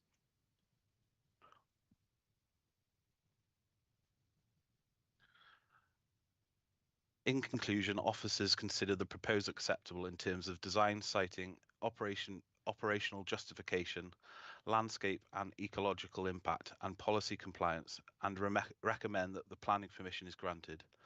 As such, the report before members contains the relevant information in order to determine this application. Therefore, the recommendation to members on page 21 for approval is based on the associated planning conditions set out over pages 32 to 33. Thank you, Chair. Yeah, thank you very much indeed, Jack. Thank you very much indeed. Okay, I'm going to ask for questions to you as the presenting officer. And the first hand raised was our friend Gwyn, who was very early on. So Gwyn, questions to the presenting officer, please. Is Gwyn on mute? Yeah, I'm sorry. I'm getting stuck with my hand going up there. Whenever I press, it's got a mind of its own. So I'm sorry, that's from the previous discussion. Okay, thank you, Diolch yn fawr. Thank you very much indeed. So questions to the to Jack. So I think the next one is Dr. Harvard, please. Diolch, Cadeirydd. Jack, could you just confirm the height of the building? I think on the dimensions, I didn't quite pick it up. 5.1 meters. 5.1. But that might be better clarified by the agent if necessary. Thank if you. I'm incorrect. That's fine. I'd written down 1.5. Yeah. I probably said it wrong. Apologies. It's not high enough to get it for a quad bike maybe, but no, exactly. So thank you for that. And just to confirm that this will be a building on a site across the lane where currently there is storage of vehicles. We've seen that on site visits, as the chair said. It's a site we know of old, but this will be a new and large 18 by 9 by 5 building on that site. Yeah. So sorry. But presumably the purpose, therefore, is to actually tidy, in inverted commas. It will be a storage facility for a lot of the machinery that is already stored out there, or there will be still quite a large concrete pad on that site. I believe the the purpose is more for a workshop, so be able to accommodate roughly 2 tractors at a time. So Okay. it's for continuous maintenance and jobs to be carried out on site. Thank you, Jack.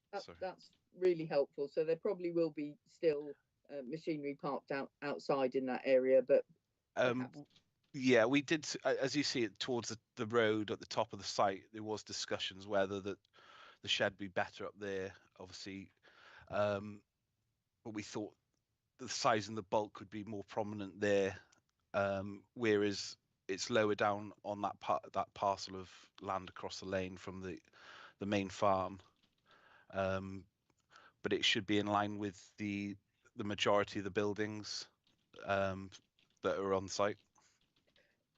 Yeah, but I mean, obviously, it's another building. Yes, yes, of course. Yes, yeah. A very big and impactful site. Yeah. And my other question again arises from the fact that we've been out to the site previously. That area was one that was being used for calf pens, certainly when we did a site visit for a previous application. And I was just going to ask whether you or any of the other officers have had any discussions with housing for calves, and whether that would be expected to be still around in that area or whatever. I know that's outside this application, so if you're telling me it's not material, this was discussed, and I think we were just seeking clarity on the condition proposed on the previous application, and I believe it did mention that the pad was not to be used for any kind of livestock. Yes. Thank you. Kate, do you want to come in? You've indicated you want to speak.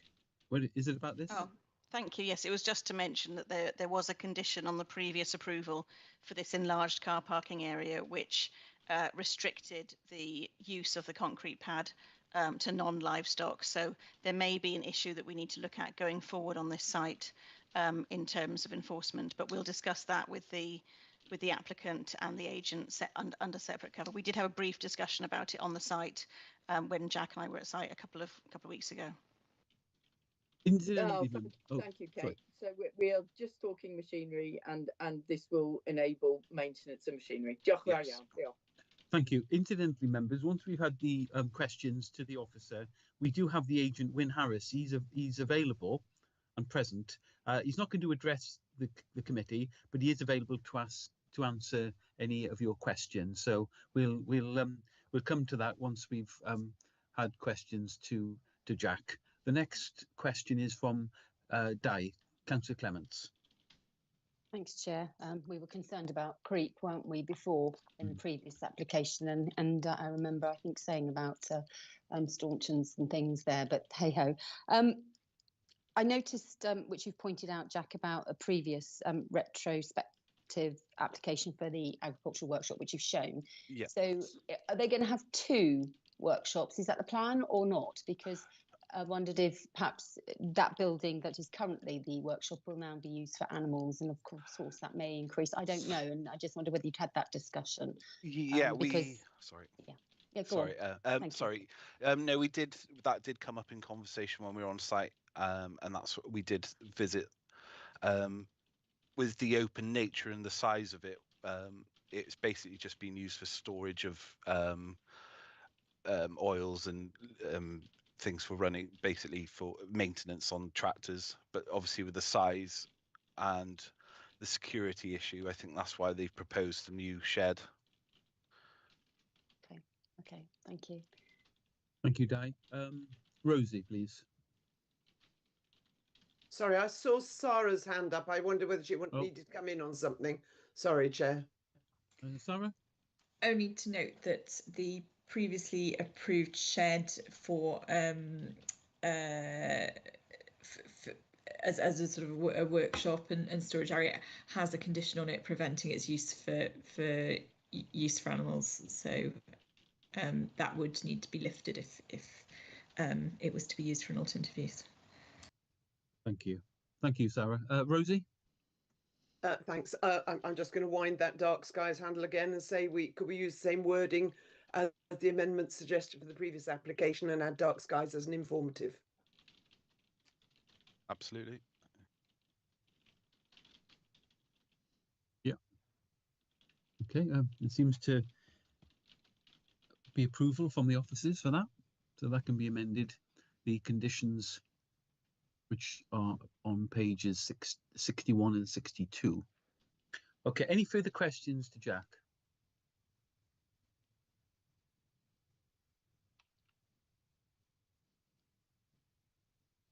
No? Okay.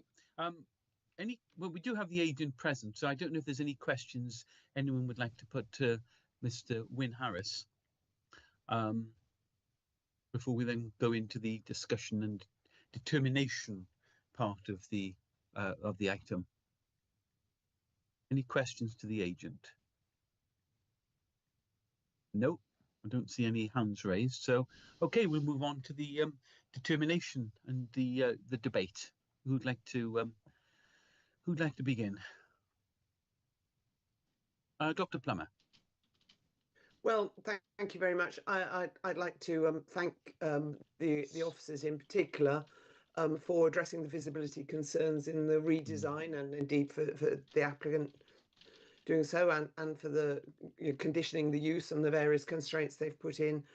And in the circumstances, I'm satisfied with what I've heard, and I would be minded to follow the officer's recommendation.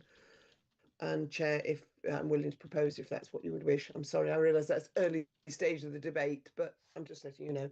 Thank you. No, it's always very helpful to have have something on the table, so to speak. So you're moving the recommendation of approval on pages 61 to 62 as amended with your previous contribution. Yes, thanks. And Councillor Mike James. Thank you, Chair. I would like to second what Rosie has just stated. I'm happy with the way forward, and thank you to Jack and others for today's presentation. I know that Jack did mention something about security. There is a concern here in the north of the county and out in rural areas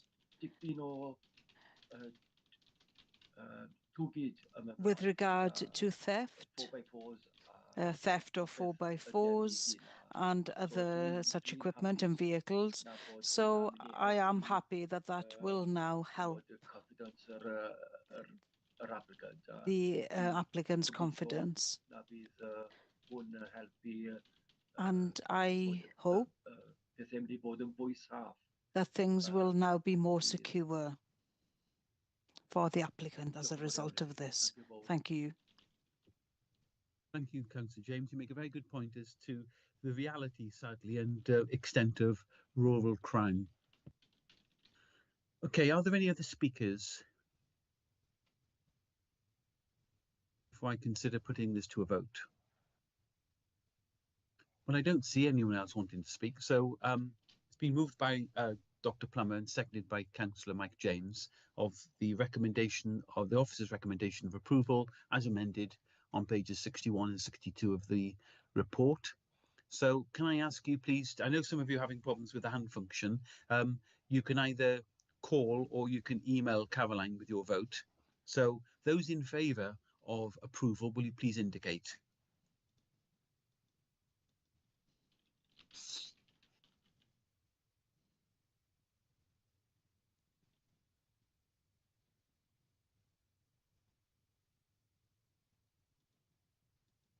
Right, so could we have a confirmation from the officers as to how many members have voted for approval? I counted 9 there, Chair. 9, thank you. Okay, are there any against?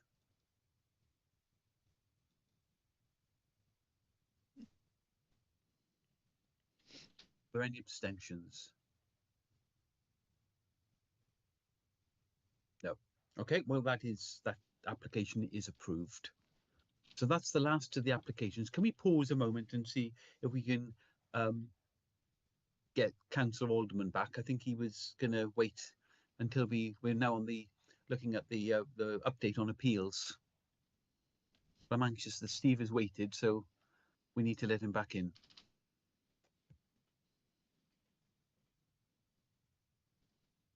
And can I thank all the officers for their presentation, especially to Jack for his 2 very good presentations. So congratulations, Jack, on your... Is this the first meeting you've presented to DM? For a while. For a while, I think, yes. Well done. Well done. Well done to you and Kate for the excellent presentations. Okay, Councillor Alderman, is he back?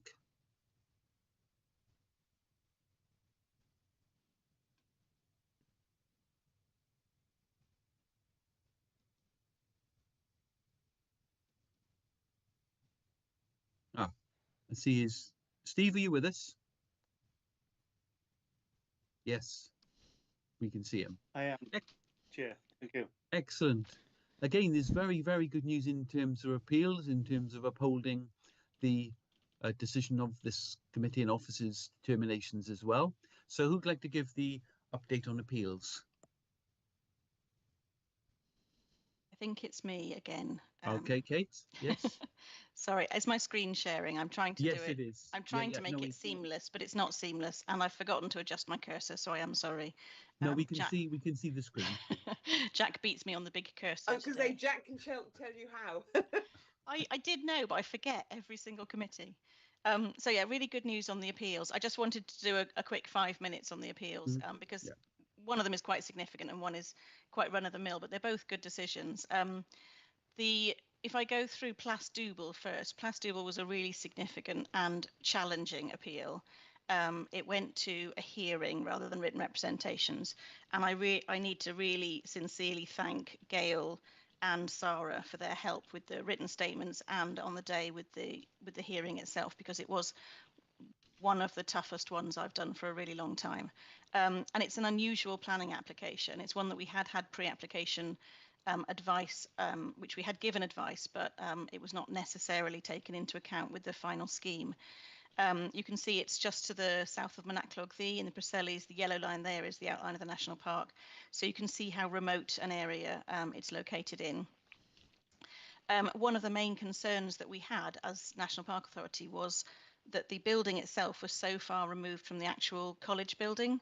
So the Place Double is a quite unusual educational facility which caters to young adults with additional learning needs and is in itself, I think it's called a biodynamic farm. So it teaches farming and it fulfills a very specialist educational niche with students coming from quite some distance away. So it's quite a rare thing. But the building that was being proposed at one stage had been described as a visitor centre during pre-application discussions for the Presely's. And you'll see that it's a building of some significant scale. So the architect had designed it to not mimic, not replicate, those are not the right words, but to echo, I suppose, the Scheduled Ancient Monument, which is very nearby, Gorsfowr Stone Circle, which is just to the northwest of the site. But if I go back to the site location plan, you can see that the visitor centre would be very clearly visible from the road, but you can't actually see the college site because it's so far removed from it. So if I go back to that one, that's the more helpful one. So the college site is located down essentially in a quite a steep wooded valley, whereas the visitor centre was up on a plateau where there are currently polytunnels for agricultural use. So we had a number of concerns on this, one of which was the impact on the registered historic landscape, one of which was the amount that any student or visitor coming here would be reliant on private car. And hopefully the applicants will come back to us with an amended scheme at some point, which positions any additional buildings they need much closer to the complex of existing buildings, which is what we always try to suggest to minimise impacts of development on the landscape. So that was a really positive appeal decision there. I think the inspector agreed with us on all points. The second one is a very small, characterful, very typical small Pembrokeshire cottage, sorry. Have I put a plan on? Nope, I haven't put a plan of where it is. There we are. It's just within our very new conservation area. So it's the last house within the designated conservation area. We'd actually had 3 planning applications in total on this site for extensions. And it was the 3rd application that was refused, that was appealed. That's the cottages existing, that's all of the elevations as proposed. So you can see that to the side, a smaller extension was proposed, but to the, as viewed from the south elevation and the west elevation, it was a really significant scheme. So this was the first refusal, the first application that we had back in 2024. And then we had a 3rd application in 25, which is not, as you'll see, not vastly dissimilar from the first. I think there was a very slight reduction in the ridge height. So that was the one that went to appeal, and the inspector agreed that it was harmful to the symmetry, to the scale, to the character, and by virtue of that, harmful to the character of the conservation area and the special qualities of the national park. So it was a good decision, and a difficult one to make, because we're always aware that there are people behind these applications, and they're people who want a larger house. But I think it shows that there are some sites where the level of development goes beyond what the site can support. And hopefully there is an alternative scheme here that can be supported, but we would always encourage planning agents and applicants to come to us to ask for pre-application discussions before submitting applications. So 2 good decisions. So thanks, members. That wraps up my appeal summary. Thank you very much indeed. Are there any questions to Kate? Again, excellent decisions, and it shows the sort of the sort of sound way in which decisions are made, not just by DM, but obviously by delegated officers' decisions as well. So we are a very highly regarded planning authority, and thanks to the officers. It's a whole team approach, and we're grateful to everybody who works in the planning department. Rosie. Simon, this is going off the appeals. Can I just raise something for kind of comment if we finished with the appeals? Okay, how relevant is it? Well, it's a question of just asking officers in relation to visual impact. Yes, and we heard with one of our previous applications, we've been clearly told by the solicitor that change of enterprise, agricultural use, isn't a planning matter. Completely understand and appreciate that. But one thing that is very impactful, and actually Madeline alluded to it earlier, was the potential dramatic change in the colour of a landscape. So, for example, a change from sheep grazing to intensive dairying clearly, is not a planning matter per se, but it may have a very significant visual impact on landscape in terms of the change of vegetation. And I just wondered if there's anything that helps us to take account of that. We all hope that sustainable farming scheme is going to move us sort of beyond that a little bit and reduce the added nitrogen, lower stocking rates, etc. But I just think, given our sensitive landscape, and if you think from a painter and artistic eye, it's a really significant break. You can see the breaks of the change, and I just wonder whether Sarah may want to make a comment or an observation on that. Yeah, very good point. So, as a planning authority, we don't have powers. As Thomas outlined, a different type of agricultural use is not development. You don't, for example, need planning permission to plant trees. So sometimes we get questions about, do I need planning permission to plant trees? No, you don't. If you're changing from being a sheep farmer to a dairy farmer, the use of the land, that's not a form of development that we would have control of. There are other controls in place. So there are the EIA regulations for agriculture. So sometimes if you are ploughing up a field, for example, that has been pasture for a very long time, and there is sensitive habitat, you may need to look at those regulations. That's a Welsh Government operation.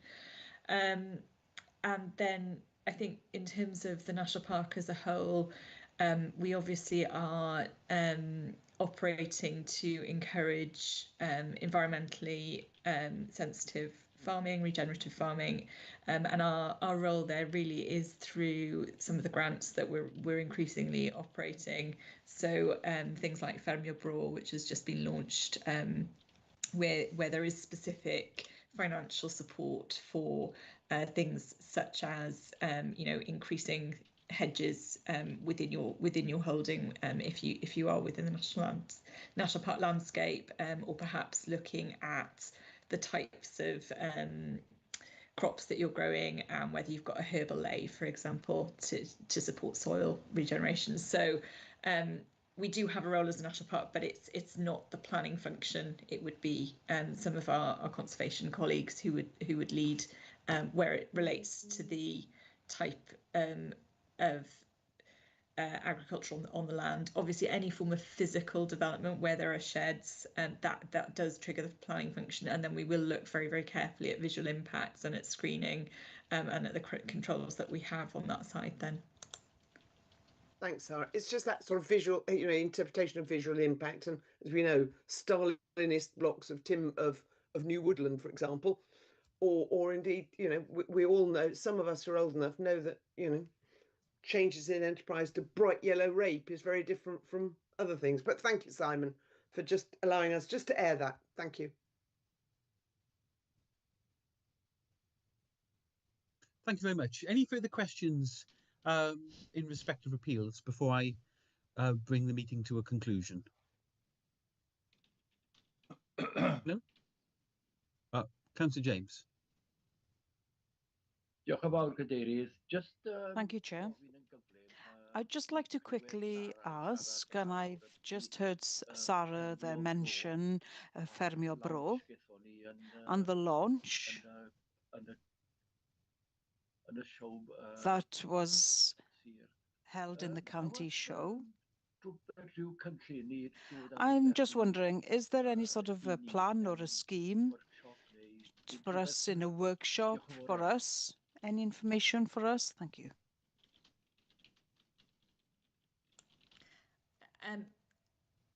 I'm hoping Tegrin's going to come in and answer that. Hello, yeah. Yes, I am here. I'm not sure whether you can actually see me, so I don't know what's happened, but but yes, definitely. We will provide a report for you, possibly as part of the Operation Review Committee. Will be happy to share that with all members. Thank you very much indeed. We look forward to that very much. Okay, there's no further comments. At 6 minutes past 12, I'm going to... sorry, Councillor Alderman. On that point of Operational Review Committee, Simon, it's on the 24th, I believe. And we have a site visit within the PCC that day. Could Caroline confirm whether that meeting is in the morning or the afternoon, please? Sorry, Chair. Our Operational Review Committee is in the morning. I believe therefore it does clash with your committee. We have a site visit. Yes, do we not? Absolutely. I will speak to Mrs. Saunders in the County Council. Well, I've just sent an email to Lydia Cheshire, who is the Democratic Services organising that committee, and I said I'd get back to her to say I was hoping it was in the afternoon, because it's myself, Simon and Tim that would be rather split as to where we should indeed. that So morning. as long as the officers are in contact, we might be able to accommodate both. Yeah. Okay, thank you, members. This brings the September meeting of the Development Management Committee to a conclusion. Thank you all for your attendance and for your contributions and for the hard work of the officers. So thank you very much indeed. Goodbye. Thank you, Chair. Bye-bye.